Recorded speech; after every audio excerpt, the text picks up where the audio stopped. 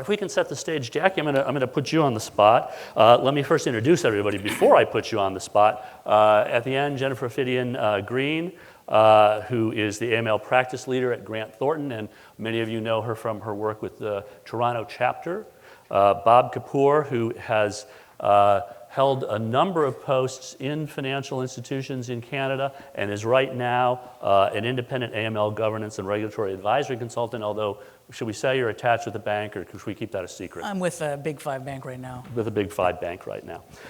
And Jacqueline Shinfield, a partner at Blake, Cassels, and Graydon, who your podcast was already plugged. It is off the charts, Jackie. I mean, no, it's people are running to listen to that podcast. So, and it is. I actually recommend it because it is kind of a good summary of some of the regulatory changes that have happened and some of what you can anticipate. But so, because of your stardom, I'm going to put you on the spot first, but then ask everybody to kind of contribute and set the stage a little bit. What are we talking about? I mean, there's a vast amount of change. There's the amendments. Let's try to just encapsulate it. There's the amendments to the PCMLTFA, and there's also federally beneficial ownership standards and everything. So what are we looking at the landscape in general that we're going to cover here, at least in part? So there's been, obviously hopefully everyone knows the regulations have been amended. There is one positive change, which is that the identity verification requirements have been updated to bring them more in line with, hopefully, a digital world in which we live, although we're still waiting for guidance to confirm that they'll be interpreted that way. The other thing that's happened is we've now regulated prepaid cards, which was recognized as a big hole in our legislation to regulate prepaid cards. We've also introduced the concept of a foreign MSB. So there's now domestic MSBs and foreign MSBs, whereas before we just relied on sort of a four-part test of, do you do these things in Canada? If yes, you need to be registered. If not, no. And the thing that's important from the foreign MSB perspective, from a financial intelligence perspective, is those foreign MSBs, if they're touching people in Canada, they have to track what you're doing globally. So once they're touching you in Canada and carrying on business here, if you're moving money from the States to Colombia, that's tracked and reported. So it gives FinTrack certainly much more visibility into what we as Canadians are doing around the world. So that's definitely significant. They've completely changed the EFT reporting scheme. So I'm not sure at the end of the day, from an intelligence perspective, there's more information, but that's going to be a real difficult systemic change for institutions to deal with. And they've changed the reporting of the suspicious transaction reporting timing, which is what I'm going to talk about when we drill down into this in more detail. But if you look at reports and things that are discussed about Canadians, our AML laws and the holes, they're still there, right? We still have, lenders that lend on real property, mortgage brokers, sellers of high-end luxury goods. All these holes in the system where you can move your money still aren't caught. So this is an incredible package. There's a lot of work to be done. There's a lot of systemic changes, and there's a lot of record keeping. There's a lot of work we're going to have to do. But when you look at it from a big picture perspective, does it really move the needle a lot on financial intelligence? Just speaking personally, not so much. There's still a lot of holes we got to fix. Hopefully we'll look at things from an effectiveness perspective and not from a tick-the-box perspective. But that's kind of my take on things. Yeah, I agree with everything you say. I think the other piece that might have been overlooked by many is the change to the criminal code, right? They've now introduced the concept of recklessness as part of a money laundering offense. I think that's a key piece that might not be fully understood, and I think you'll be speaking about that this morning as well. I think the other piece that is in the background constantly and is FinTrack has updated its AMP policy. They've provided their information on their assessment manual, so that's really a roadmap for reporting entities to follow when they're doing their own assessments. And of course, the threat of AMPs is imminent, given some of the criticisms that have been lobbied against FinTrack in the past, including from the FATF report. The other piece that's still yet to come, I think, is the response in terms of legislative and regulatory changes to the House Finance report. I mean, those are some significant gaps in the legislation right now that have not been addressed, and I think that is to come in the years to follow. Just to build on that, I do think we are seeing a regulator with examination activity that is much more targeted, refined, and on spot. And the letters that we are seeing, the organizations, the regulated entities that we're working with, the results of the examination activity by FINTRAC with all of these regulatory amendments and the examination manual, it's tougher than it ever was before. I don't think we're going to touch too much on virtual currency. I think there's a couple of sessions throughout the 2 days. That's all in front of us and coming, significant changes. And I want to talk a little bit about how this all comes together and all comes together and the ripple effects of regulated entities in the middle and how all of these amendments are coming at us and how we're pushing them out across these groups. So I think that sort of sets the stage. And I'm going to launch, Jackie, I'm going to launch let you launch. Okay. And I'm going to give you the clicker here. And this is very hard for me to give up the clicker. I understand, as a control freak Those myself. of you who, remotes in general Yeah. and men, I'm sorry. And shopping carts. I can't, I always have to push the shopping cart too. But so I want to say that we may interrupt all of you frequently. You are invited in the audience. Go on to the conference app. You may have someone kind of raising a question that you don't know the answer to. If you send it here, we'll ask it. We'll say, oh, wait, and ask the question. But Jackie, go ahead. Sure. So I'm going to talk about, I guess, mostly focus on STRs, because I think that's really important. And I think that's where FINTRAC is going to be putting a lot of its focus going forward. And so I'm going to really focus my discussion on that. But first, I'll just talk about the regulations generally. So the majority provisions, come into force June 1, 2021.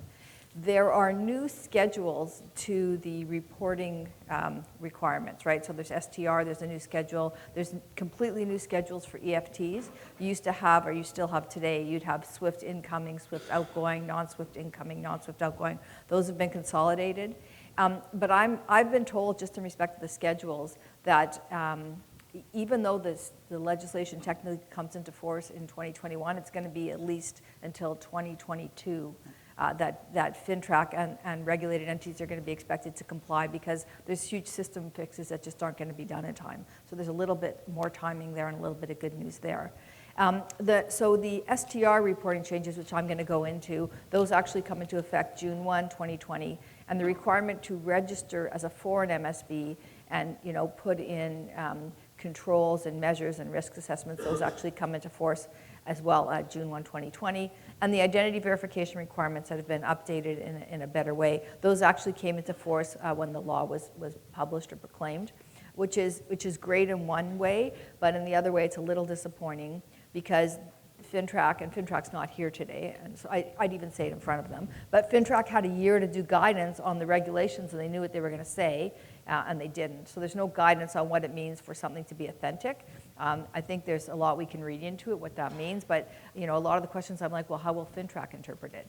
So I can tell you, in my view, a photocopy of a piece of ID is not going to be seen as authentic. And you may need a technology solution, but otherwise, it's great they gave us this new law, but they didn't give us any guidance to help us. I'm told November, so, sit tight and we shall see. A few weeks. So let's just talk about STRs now. And so I'm going to talk, before I get into the changes on STRs, I want to go into some background. Everybody's going to have to shout, apparently. Our first question from the audience is, would it be possible to speak louder? I can speak really loud. Don't ask for that. Here, how's that? Is that better? Okay, thank you. Okay. So I'm going to give you some background on STRs, because I think it's really important to understand what's been happening to help formulate why my view is that STRs are really going to be the area where FINTRAC's going to drill down. So FINTRAC has released tons of guidance for us on STRs. So the first thing they released was an assessment manual. And there's a little bit of troubling language in that assessment manual. And they talk about that they're going to base their decisions on what they believe a reasonable, experienced, and knowledgeable person in your business sector would do, looking at the same set of facts. And then they're going to look at your UTRs, so the ones that you determined not to file, but you filed UTRs on and you red flagged them, and they're going to confirm that your decisions were sound. So unlike a regulator that's going to come in and say, do you have policies? Do you have procedures? Do you have an escalation? Does your CAMO look at every STR? How are these done with? And say, wow, you have policies and procedures, and we all agree to disagree, that there may be some situations where we don't agree, but you have policies, you have procedures, you're doing it right. No, they're going to actually come in and subjectively judge whether they think you made the right decision, which is somewhat difficult for two reasons. One, STRs are really subjective, and two, it's your business, and you know in your business what is suspicious and what isn't. So this approach, while I understand what they're trying to get at, is a little bit troubling because it's a very subjective approach. And so when you think about STRs in general, there was new STR guidance released in January of this year that basically said that reasonable grounds to suspect is a much lower standard than reasonable grounds to believe, and that's the standard you should be looking at. There's all kinds of other stuff, but that's kind of the big picture. The assessment manual, which basically says when we come in and examine you, this is what we're going to do and this is what we're going to look at, and there's a huge focus in there on STRs. Guidance about harm done that was just released a few months ago, I'm going to talk about that. The regulation change, which I'm going to talk about as well, and this new name and shame power that the regulator has now that they didn't have in the past, and I'm going to go into that. And obviously now there's talk about a new effectiveness regime. So when you look at all these things put together, in my view, STRs are going to become critically important, and it's going to become critically important for your institutions to make sure you have proper procedures in place to file STRs. And unfortunately, I'm going to say this, my advice is always going to be when I get a call, when in doubt, file, because that's the only way to default, because I'm going to tell you that if they don't agree with you and they give you a notice of violation, they're never going to back away from it, and they're never going to agree with your position. I've never had an STR, I've had different notices of violation moved away from, but STRs, they're going to stand firm and say you should have filed. And because of the new name and shame power, there's no way out, but I'll get into that after. So this is our polling question, and I'll have you hold for 1 minute here. We want to make sure the audience hasn't left us, and we want you to participate. Go to your app, and you will be able to weigh in on this. The new STR rules will be a challenge for us to implement, will be easy to implement by the 2021 deadline, are close to what we are doing now, no problema. So let me put you on the spot, Bob, while we're delaying a little bit for time and give you the break here while people are voting. And it comes to a question that someone has asked. Sure. And it's about the recklessness amendment in the criminal code affecting reporting obligations. How is that going to affect reporting obligations? Well, I think it's going to make you be a little more, when you're investigating activity, I think you need to now look at the motivations of the client or the activity, right? Before, I think there was and maybe this is in line with the change in FINTRAC's, or not the change in FINTRAC's view, but the clarity FINTRAC has provided on the RGS standard, right? On it's possible, right? That's the standard. It's possible that an offense has occurred if you take in the consideration, fact, context, and indicators.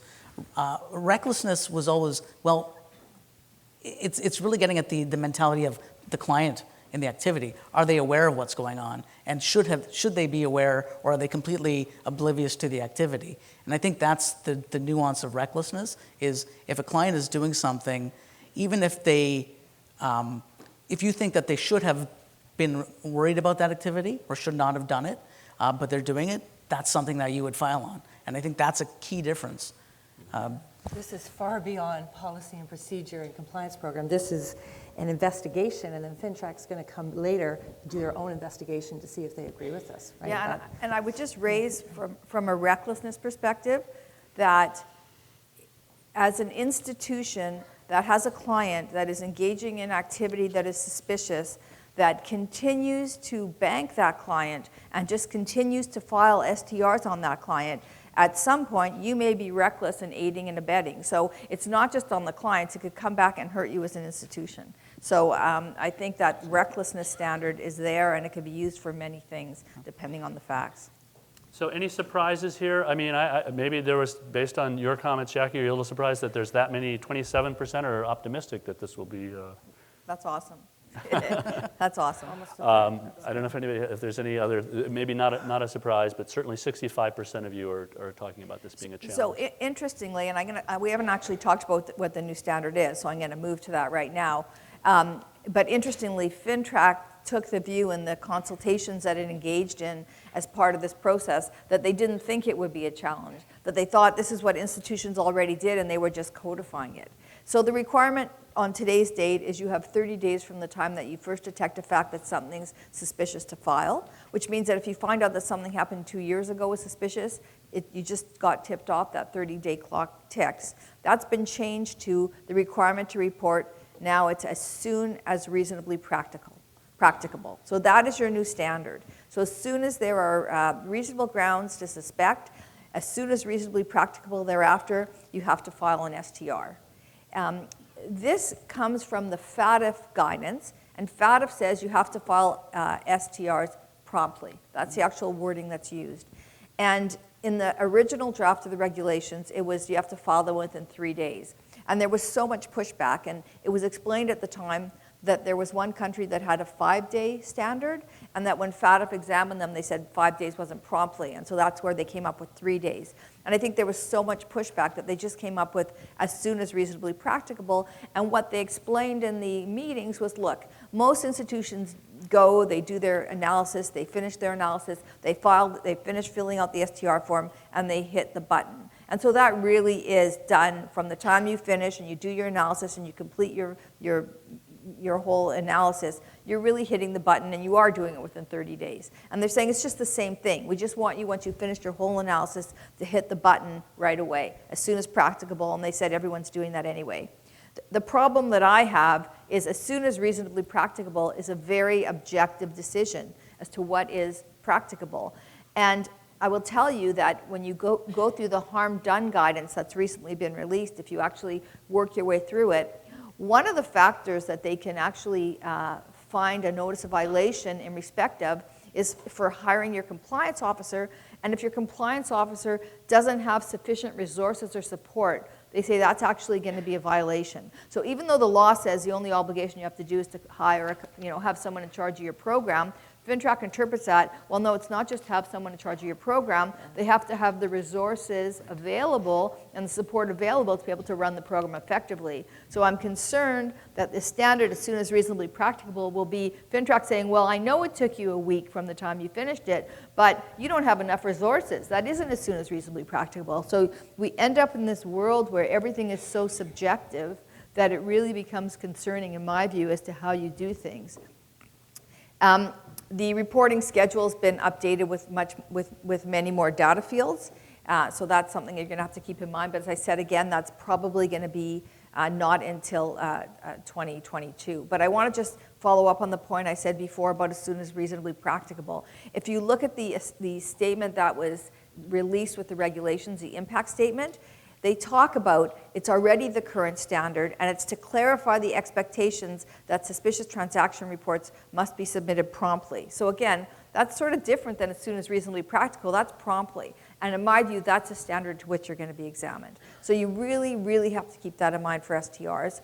And I think it's going to be really important to have your policies and procedures documented as to your escalation process, your timing. You're going to have to, if you're a smaller institution and you only have one person who does this before they can sign off, you need to have someone else in case they're on vacation, in case they're sick. I mean, these things are going to be examined too. I think it's really significant. Just to go back, I just want to talk about the schedules for just a moment. I'm not going to go too much on them, but by way of example, one of the things that's now in the STR reporting schedule is beneficial ownership information. And so for those of you that are required to collect beneficial ownership information, the standard is expected that if you have that information, you must include it in your reports. So other things that are required in there, for example, are the type of device used to conduct online transactions, the device number, the IP address, et cetera. And so if you have that information, even if it's in a different part of your institution, you have to include it in the form. So you have to make sure that your systems are talking to each other, your organizations internally are talking to each other, and all that information that's in the form has to be included. And now I'm going to move to administrative and monetary penalties just for a moment, because I think it's really important to kind of reinforce what I said before about STRs. And I don't know how much time I'm supposed to have. I don't want to take up everyone's time, so I can go really. The floor opens up at a certain Okay, point. so yeah, it's fine. So just okay. the administrative and monetary penalties, the purposes are obviously to encourage compliance, not punish. They look at the harm done by the violation, and I here have the credit union's history of compliance, anyone's history of compliance. So these guidelines were released in 2019, but yet the AMP regulations came into place in 2007. So why? Because there's a case called Kapur Farms where basically FINTRAC came out and said, hey, you didn't comply, you didn't have a compliance policy, you didn't have policies and procedures, you didn't have a chief executive, you didn't have a CAML, you didn't have all these things, and the fines ranged anywhere from $1,000 to $100,000, right? Because that's how the fines are set out. And then FINTRAC picked these numbers and they said, well, 20,000 for this, and 40,000 for this, and 60,000 for this, and then they reduced it by 95% based on ability to pay, and they reduced it by another, another 20% for compliance history. And so basically, you had this small little market in downtown Toronto that was like a grocery store with a MSB in the back to send money. The guy did maybe 6 or 7 transactions a year, and he got fined $6,000. And he appealed it to federal court. Actually, the court was incredibly critical. They just said, like, where did you get these numbers from? Like, you pulled them out of a hat. We have no idea what they are, where they're coming from, how you made this determination. And they basically threw the case out. And they were incredibly critical of FINTRAC at the time. And so as a result of that, I can tell you that I had on my desk quite a few notices of violation that I was dealing with FINTRAC. They dropped them all. We got letters saying we're not going to proceed because they realized that they weren't going to be able to be enforced.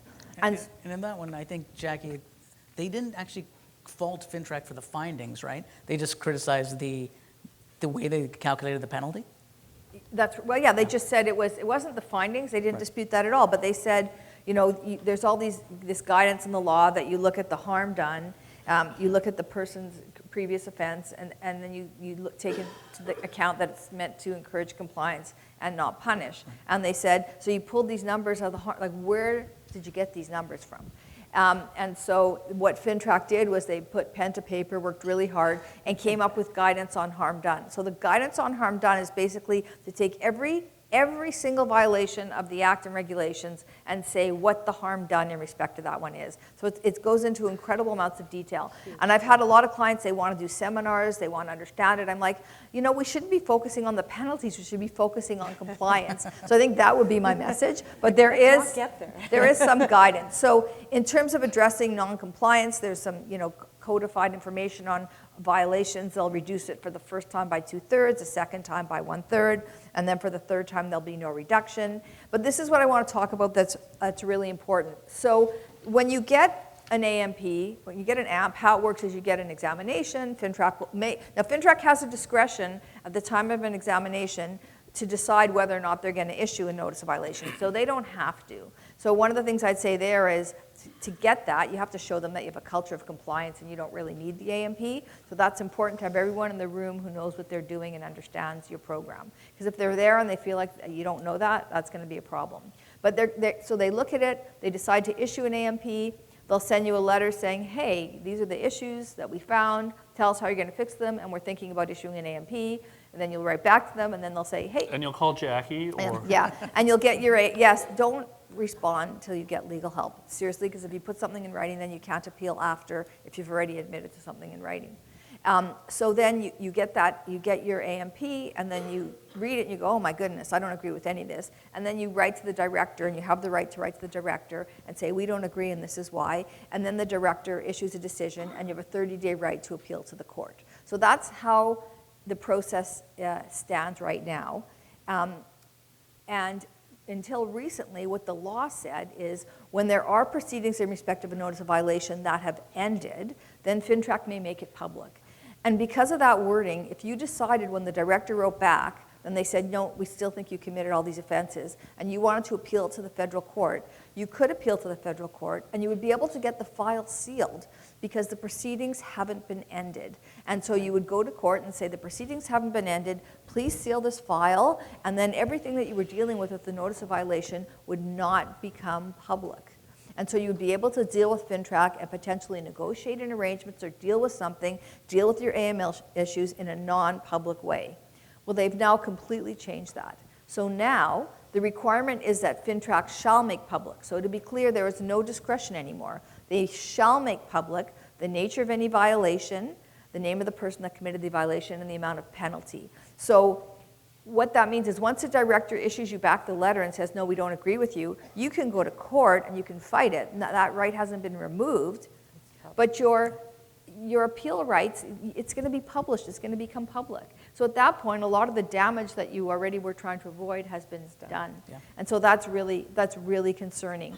And I also just note that if you go read, for anyone who has U.S. businesses, you go read OFAC decisions. And I've had OFAC on panels, and they say, we don't write those decisions for us. We write them for you. We know what happened. We're writing them for you so you can understand what happened and fix your program. Well, when FinTrack publishes, it just says, Bank ABC committed the offense of not having an effective program, failing to file for LCTRs, fine, $25,000. It gives us no information. I would argue that that is a punishment right there, but that's, someone wants to take that battle. It's there to be taken, let me tell you. So I'm just going to go quickly into the STRs. They break it down into 6 different levels of harm, with failing to report the highest, failing to report additional STRs the second highest, and then data components are also less harm. And then they go into mitigating factors. So if you actually report it after FinTrack comes to you, they'll reduce it. And then there's minor mitigating factors. So I didn't want to go into this too much, other than to say that because of the way the whole regime is being reconstructed, because of the way that things now are going to be published as soon as you get a notice of violation that the director disagrees with, and it's going to become public, I think the whole system and the whole AMP system is going to throw things on its head. Everyone's going to be published because, as someone said to me, it was a great analogy, even if you're the cleanest person in the world, if someone comes and lifts up the rug, there's going to be dust under it. And so that's going to happen to all of us. We may have the best compliance programs in the world, but if there's a little bit, there's an issue for getting this, being public, being, having your name out there, name and shame power, for sure. And we shall see what happens. So I think it's really important to focus on STRs. So let me give Jennifer and Bob a chance to weigh in too, in terms of on this SDR regime and everything. What changes, Jennifer, for what you tell clients? What changes for your institution as a result of what Jackie's just described? Well, the level of focus now and energy that CAMLOs and the compliance teams, and it is absolutely different than where we were in the past. The focus on, once my systems identify this transaction and what am I doing to handle this as I push it through my process, as it gets escalated, how well am I reviewing this and figuring out, do I need to take this through to SDR reporting, or can I close this one? And understanding the level of scrutiny that's coming around us, we are now spending so much more time here, and we didn't used to as much before. We were, I don't know that we were light, but we were, as you said, a little bit more agree to disagree, and people were doing good work, and there was intent to do that good work and get our hands on the ones that we really thought there were those reasonable grounds and push it through. But we're no longer, there's no more light anymore. And when we go in and do effectiveness reviews of groups, we are pushing like we never have before. So, and we're finding stuff, and we're finding stuff together, and we're working at it, and we're in a whole new world on this, I think. Sure. So I've been advising my clients, start socializing upwards that these AMPs are coming. This AMP regime is a paradigm shift to the Canadian regime. Mm-hmm. So tell your boards to start expecting these things. And you won't be alone, right? It's like, I think this is not going to be a problem or an issue that's unique to any individual sector or any individual institution within a sector. The other advice I've been giving is start looking at the VISDOCs, which is the most inelegant acronym, but the voluntary self-disclosures of non-compliance, because there is some mitigating factor that if you have reported something on a VISDOC, they will take that and they won't sanction you for that, right? That's right. So I think that's a way to protect yourself. And in the past, I know that some institutions have been using that mainly for reporting. I've been saying it just outside of STRs, but for every issue that's rises to a deficiency. Because at worst case, let them tell you that we don't want this issue reported. We don't think that this warrants one, and then take that feedback. Now there's a danger because it puts it on their radar for an examination, but they're doing targeted, much more focused and targeted exams anyway. Yeah, and so all clients I've had that did voluntary disclosures have never had an issue ever. The only thing that concerns me is in that voluntary disclosure guidance, there's this little sentence that says something like, first time. So it seems to imply that if you have some issue and you keep going back, at some point they're going to go, yeah, that's nice, too bad. So I hear what you're saying. I generally would say on reporting, go. For record keeping or smaller things, just fix it, don't go. So we have You know? We have a couple of related questions, and I think you might want to forward through. Jackie has a few more slides there. All of these slides are available, on your app, and you can spend time with them. You can treasure them. They're your takeaways, and we hope you do that. But the kind of related questions are, there you go. To stay on this topic one more moment, is there now a conflict at FINTRAC between the non-punitive principle versus the mandatory public notice? And also, does this move us from operating as a risk-based approach to a kind of a checklist approach? They seem a little bit related, those questions. So I think it absolutely, I mean, I don't know if anyone's willing to take anything on, but they specifically say it's not meant to punish, and yet there's a mandatory requirement to publish your name if you're hit with a notice of violation without giving any guidance to the industry. So it's not like you're punished and then they're going to publish it so people can read it and go, oh, I didn't realize if I had a production order, you expected me to file. All it will say is this institution didn't file an STR. So you learn nothing from it. So I think it's completely punishable. In terms of tick the box, non-tick the box, we already have a tick the box system. Everything is so prescriptive already, and it's getting to the point of like, when in doubt, file. So that's kind of where I am. And the one thing I don't want to go through all my slides, but I do want to raise is one of the degrees of harm for STRs was within what timeline do you file, and if you're late for filing, there's penalties based on the amount that you're late. So with 30 days, at least there was some number. Now with as soon as reasonably practicable, who knows how they'll assess the harm done with how long it takes you to file. I just would want to say to that I agree that we've got much more tick box, but there is still, maybe up until now, risk-based approach thinking going on and decisions being made. And if we're losing that, we are, what are we in? We're into every little tiny thing being compliance and reported. There is still some RBA in these programs. So when you read through that, the harm done, every single violation says, FINTRAC in that guidance says, and the harm done by this is this, and like everyone, there's harm done. And they even talk about potentially having harm done where you open an account without doing ID verification, but you haven't allowed a transaction, that they may take that into account. So it's just like, so that's why I feel like we are in a tick the box world, but that's just me.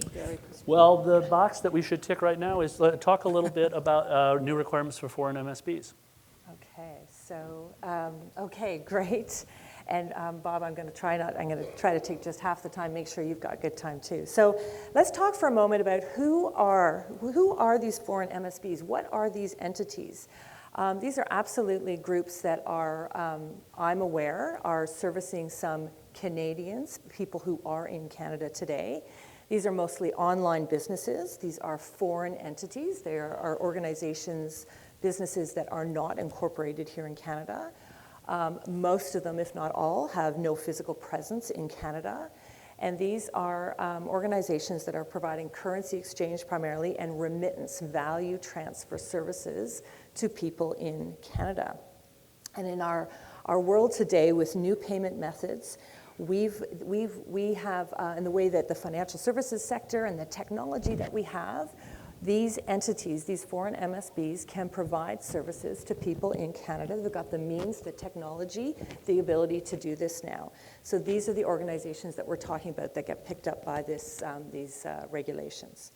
Now, up until now, there have been, I think it's actually been quite confusing for some groups that we've had the chance to work with, because there have been businesses, foreign MSBs, who have been servicing people in Canada, and they wanted to register with FINTRAC. Some of them tried to, some of them were successful, some of them were told to deregister and get off the list, and now they're in the process of re-registering, and they're the groups that have been wanting to do the right thing and understand our environment, because they know that they're servicing people within Canada.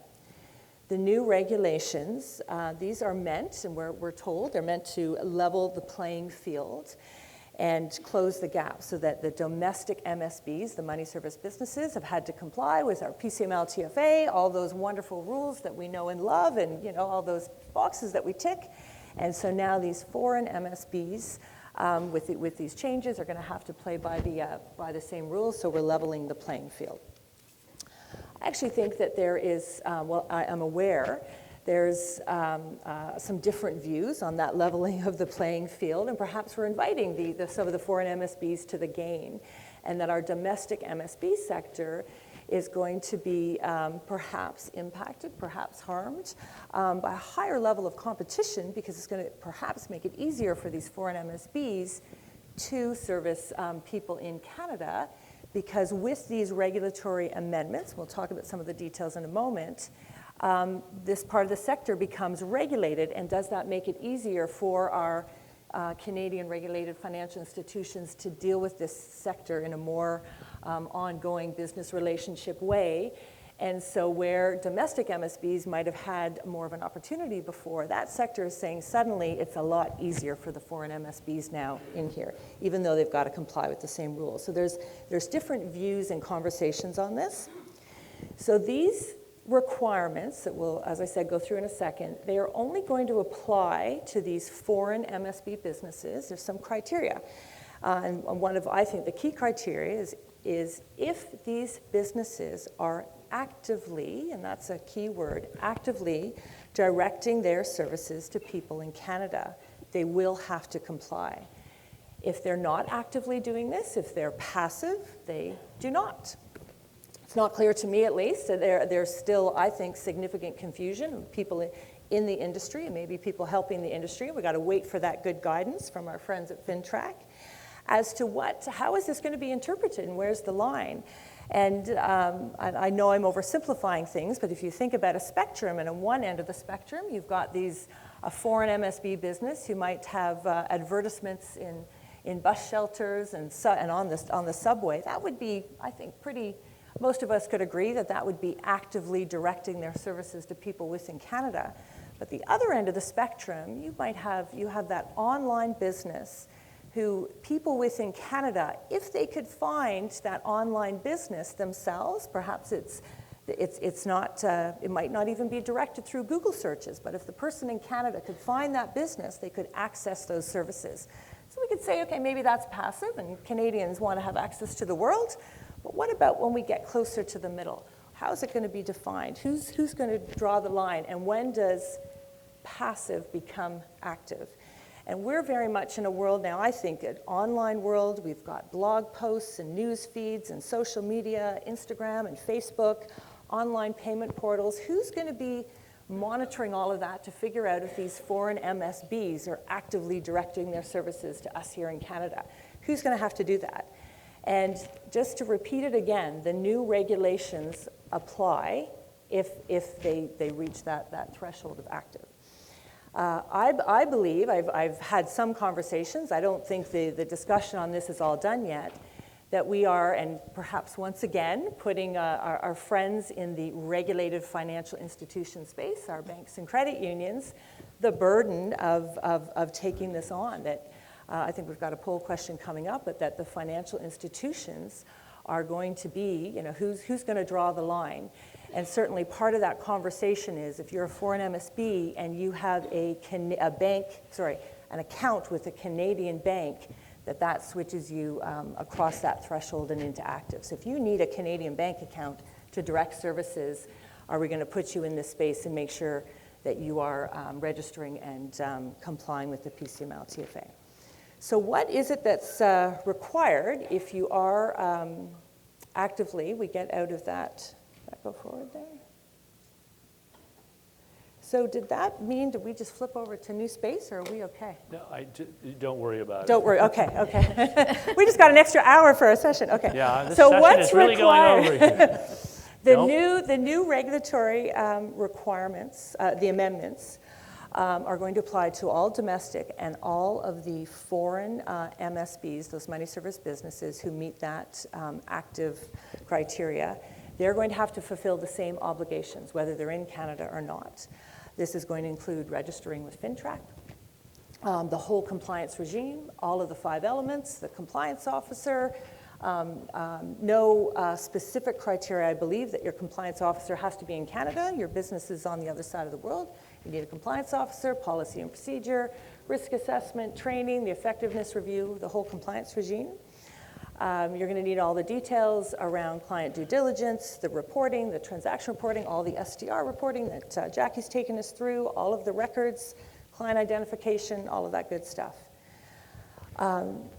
One of the other key pieces, I think, that's part of these regulatory updates is that these foreign MSBs who are required to register with FINTRAC, if they get amped, and they have amped for whatever deficiency, whatever was identified, and they don't pay the fines on that, their registration is going to be taken away from FINTRAC. They'll be deregistered. It will be revoked. I think that's the terminology. And that will mean that, and I think it will be just applied to regulated financial institutions in Canada will not be able to maintain or have an account with those foreign MSBs, which I think in this leveling the playing field is going to make it much more difficult for them to do business in Canada. That's part of the intent here. But those banking organizations also will not be able to maintain a correspondent banking relationship with those foreign MSBs. So it won't be as simple as, I have an account with them here. The whole correspondent banking network is going to have to be looked at and monitored and figured out. You're not going to be able to have that anywhere within that those relationships that you have. So there's a few audience questions, and it's clear that there's some confusion, as I think we've already said, about how you identify what's a foreign MSB, things like, is it sufficient if you have a Canadian bank account that they're doing business in? Jackie says no. Any dissent? No. No, except that it's being discussed as a potential key criteria, but no, I don't think there's any conclusion on that. It's a criteria right now that if you have a bank account, you need to be registered. But I have clients that do have bank accounts here that don't actively carry on business, and I've been told that when the regime changes, they will not have to be registered here. So it's not in and of itself, but then you get into a fight with your bank that can't bank you unless you're registered, and you have to say, no, well, we don't need to be. So I see that becoming a big issue. Yeah, and people are asking about like what kind of channels would identify a foreign MSB that they're using that they'd have to be regulated, but it seems like we're talking that the real standard is that they're seeking Canadian nationals as clients. Yes, they are actively directing their services to Canadians. It's the concept of directing. So and directing, when you look at the guidance, they talk about things like you have a .ca website. On your website, you advertise with Canadian companies. You have Canadian dollar as a currency available. Like, there's factors that they're going to look at to determine whether you're directing your services to people in Canada. So if you're a foreign MSB and you're able to come up with your name on the first page of an internet search result to Canadians, is that actively directing? Maybe. I don't know the answer to that. I think this is what we're going to have to figure out. So, and of course, someone asked this question that then foreign MSBs are expected to fully comply with Canadian law, and I think that's probably. So yes, let me, while you go on to to the next point, it has been pointed out to me that we have chairs up here. There are people standing in the back. They look weary and tired. We have chairs in the front row here, and we'd love to see your faces. But you can sneak up, so if you feel like you're suddenly being watched, don't. Yeah, so just to reiterate that and emphasize, if the foreign MSB is actively directing their services to Canadian, and I think absolutely the relationship with a Canadian financial institution is going to impact their decision, that foreign MSB needs to comply with all of the requirements that for MSBs in our PCMLTFA Act. So that's the registration with FINTRAC. That's the whole compliance regime. All of the 5 pillars of a compliance regime are going to have to be in place for the Canadian regulations. And all of the reporting, all of the detailed transaction reporting will be required of that foreign MSB. So I think we're getting to a polling question. I think I'm still clicking here. We are indeed. And given, I suppose, the questions that we have, it looks like people may be figuring out what they're going to have to do, but we'll let everybody go to their app and respond. As these rules come into effect, they will pick up the virtual currency dealers as well that are operating outside of Canada who are directing services to Canadians. So as a bank, and I wanted to get the word, not just bank, but financial institutions, so banks and credit unions.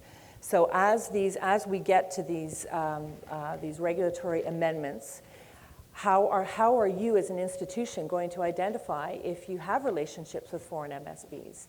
How are you going to get at that? How are you in the onboarding of your new customer relationships going to figure out whether they are or are not or on track to be one day? So there needs to be ongoing monitoring. You can't just figure out that decision in the beginning. Okay. So I think there's actually significant requirements on the bank. If you go forward, If I go forward, what? It'll download. We will see the results. People are going to be re-examining all of their MSB relationships. There's a few MSBs out there that are going to register, but a lot of MSBs are probably already registered that are here. I guess that's why they're here. But and only 25% said not requiring any change. Anything, does that speak to anyone? Does that change anyone's expectations? Is that kind of what you would have expected? I think that, is that 25%? That might be the institutions that are saying, well, we currently don't want and we don't service money service business relationships. And my only, I think a comment on that would, think about this. You might not have looked for that foreign MSB before. You might not realize that you have some. So I think if you have some of those relationships, and it might look a little bit different than a domestic MSB banking relationship, you want to find that before the regulator comes in. So I don't know that there's a nothing here, from my view. Yeah, I think the other potential is institutions that are looking at strategic alliances with MSBs and foreign MSBs to provide services for international clients. So that's something that you'd want to make sure that you consider as part of your due diligence upfront and ongoing due diligence of that relationship. I think this is the part where I say, take it home. Okay, I'm going to try to be really quick here. This is where when we're I'm going to segue into Bob, because I think you just had a nice segue. And I've been thinking about kind of the ripple effects of the regulations.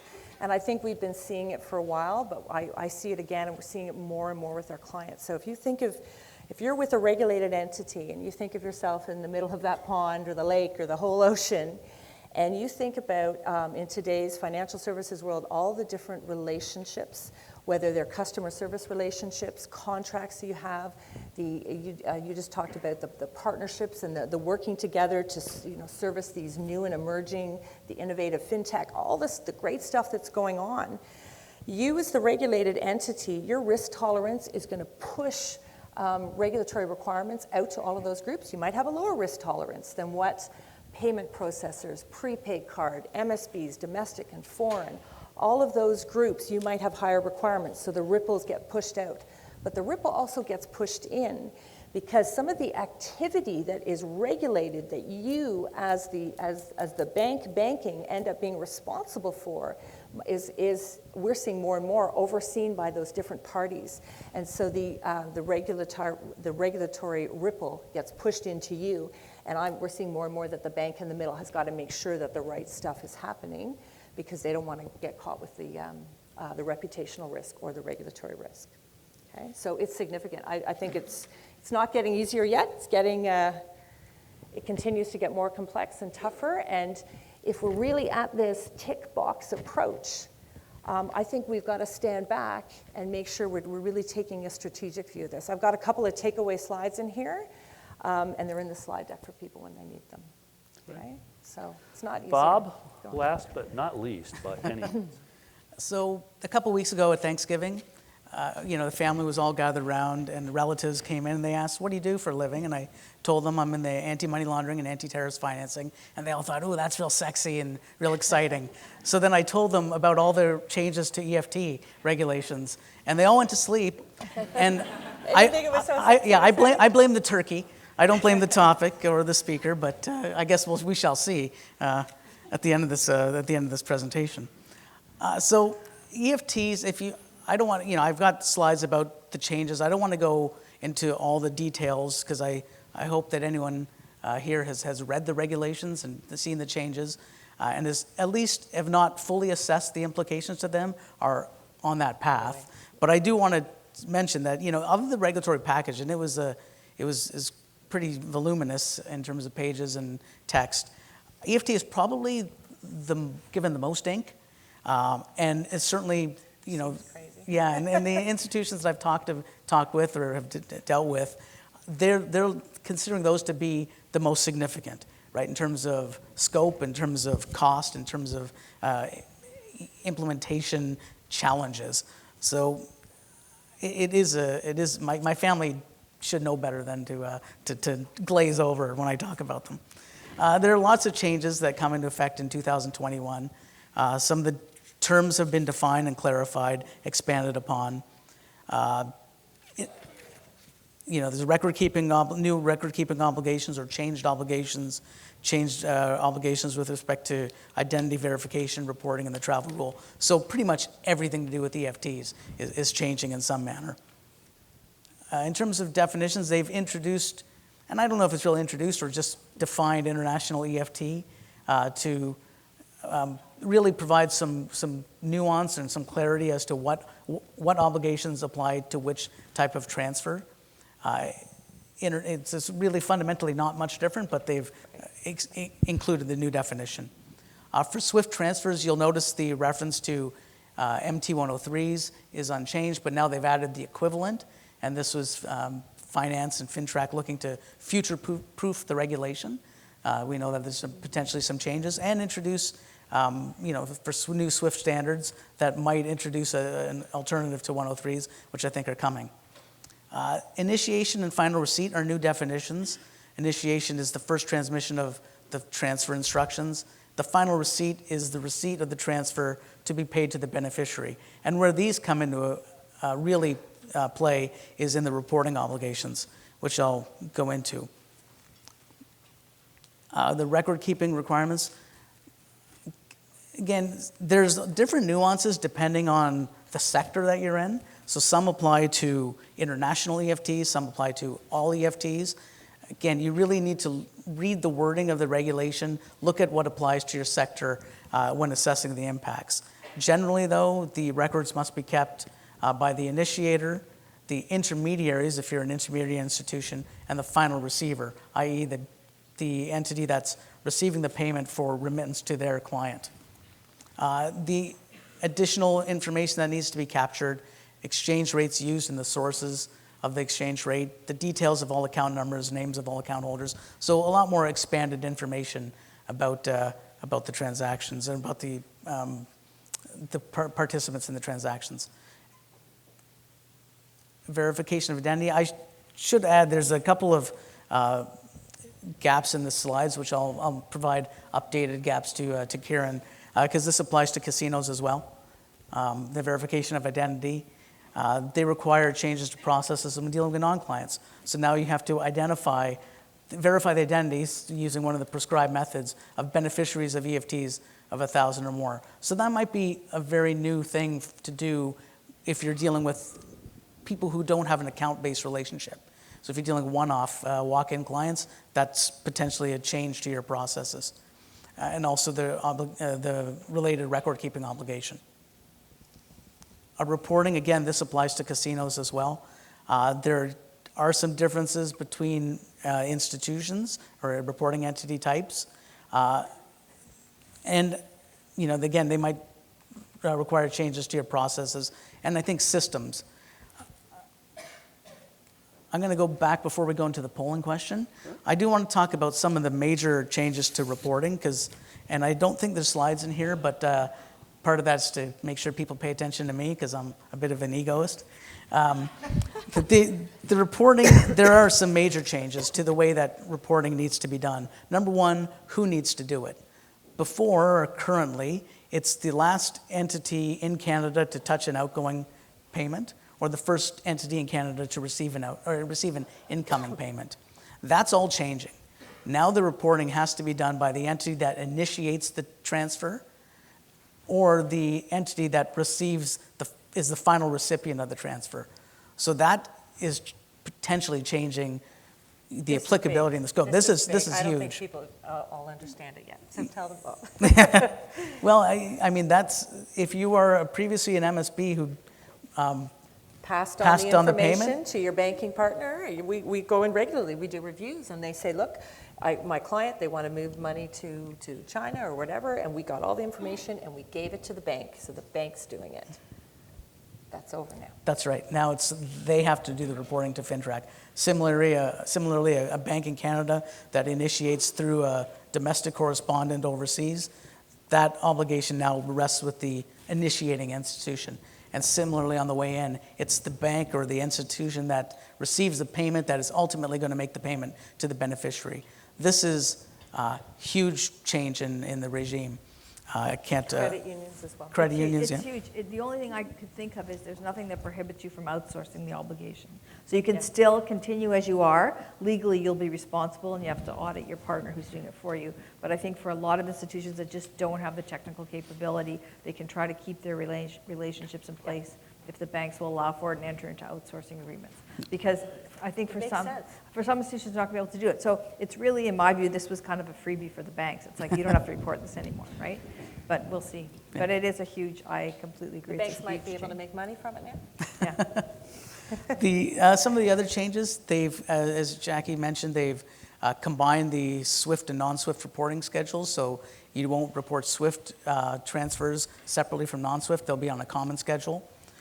The reporting aggregation logic has changed, so now you're going to be aggregating across payment rails. So today, typically, if you have both SWIFT and non-SWIFT, you're not considering both in the aggregation. I think FINTRAC have maintained that you should have been, but no one was doing it, to my knowledge. And So we're trying.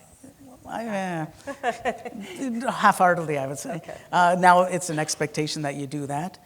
You'll still be reporting incoming and outgoing separately, but you'll be reporting, aggregating on the rails. And the $10,000 threshold, a single transaction definition, it doesn't require separate reporting of individual transactions of $10,000.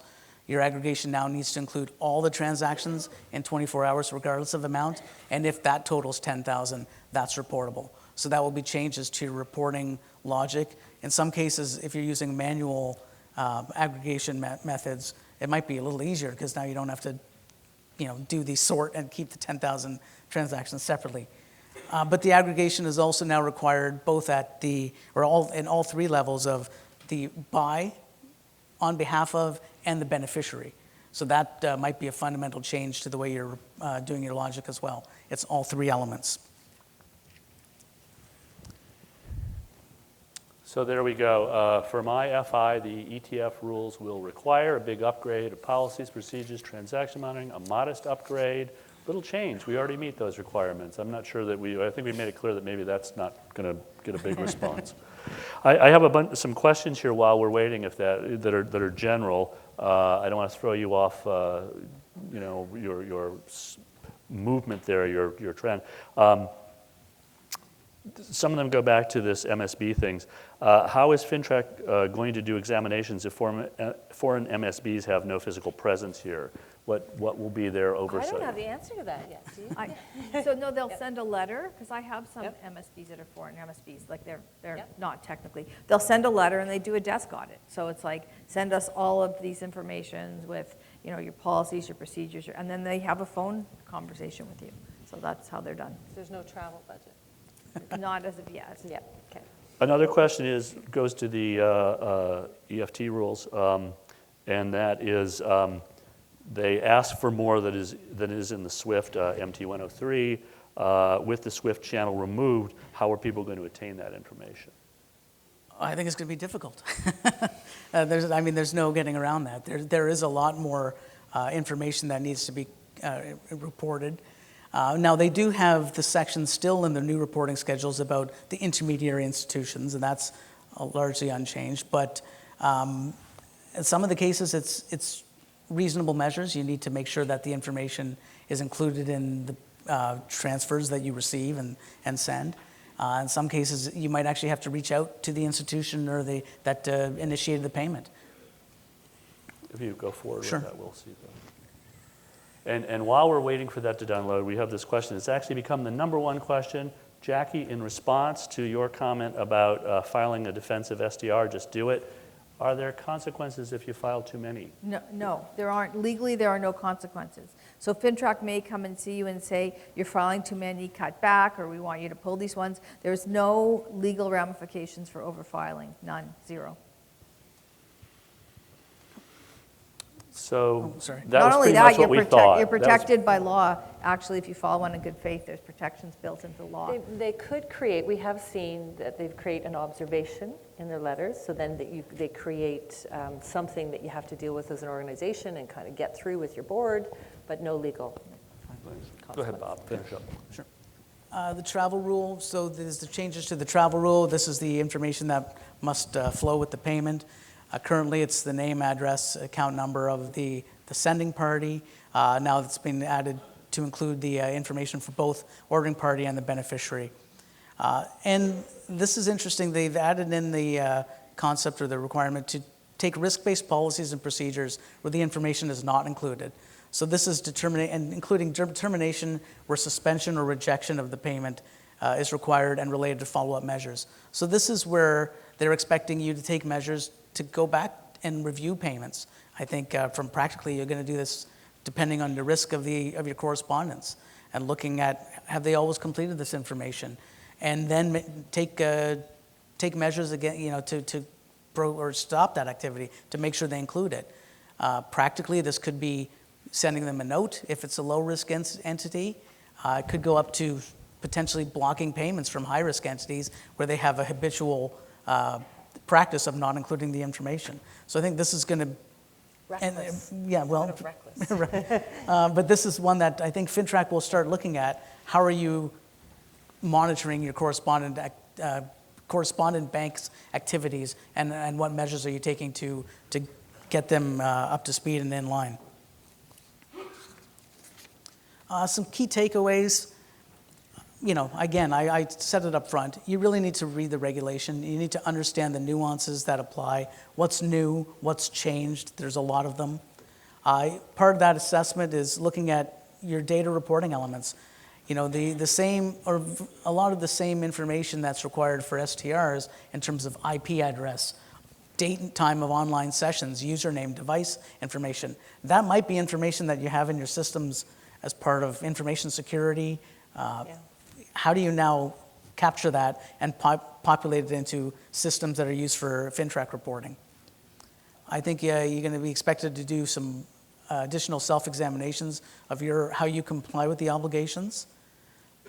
If you are previously just relying on banks to report and now they have the now you have the obligation, I still think you expect the banks that are banking you to be a little more scrutinous on your practices. They might want to know, ask for your policies and procedures as part of their EDD practices.